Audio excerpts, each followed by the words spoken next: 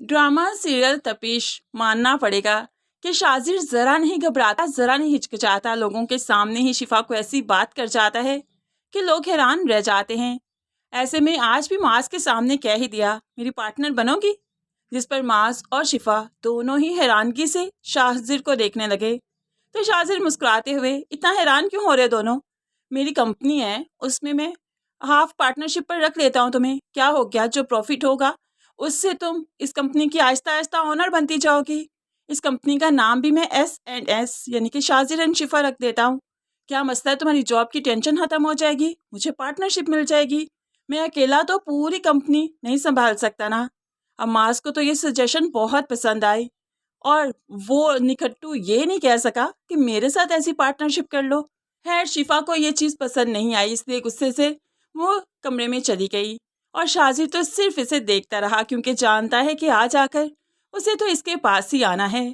दूसरी तरफ शिफा जो खुद से कोशिश कर रही है कहीं गई वेडिंग ऑर्गेनाइजर बनकर, लेकिन लोगों ने इतनी इंसल्ट की, वो स्टेटस कॉन्शियस थे। तभी तो शिफा को मशवरा देने लगी, कोई 4-5 लाख की शादी जो है उसे ऑर्गेनाइज करो, उसकी वेडिंग प्लानर बनो या किसी ढाबे को ऑर्गेनाइज कर लो। मेरी 5-6 करोड़ की शादी तुम ऑर्गेनाइज कर सकती हो क्या?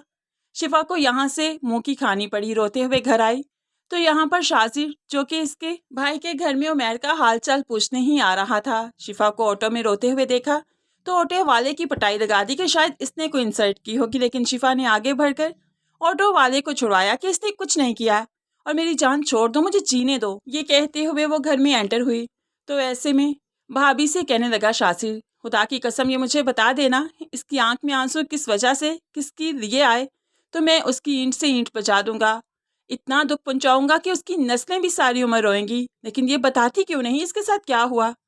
भाभी भी पूछ रही है, लेकिन शिफा किसी को बताना नहीं चाहती, मैस करना नहीं चाहती। शिफा जो कि जॉब करना चाहती है लेकिन उसे जॉब कहीं मिल नहीं रही, कभी स्टेटस कॉन्शियस होने की वजह से, कभी वैकेंसी ना होने की वजह से। तो फिर आज आकर शिफा को शाजिर के साथ ही काम करना है, उसकी शराइत पर, उसकी पार्टनर बनकर। और शिफा के पास कोई रास्ता नहीं होगा, क्योंकि शिफा ने ठान लिया है उमैर के इलाज पर जो खर्च हुआ, आदियान भाई को छुड़वाने पर जो खर्च हुआ, या जो भी एहसानात किए हैं शाजिर ने, सबका हिसाब चुकाना है। तो फिर उसके लिए बहुत अच्छी जॉब तो करनी पड़ेगी। तो फिर शाजिर के अलावा इसके पास भला क्या चॉइस बचती है?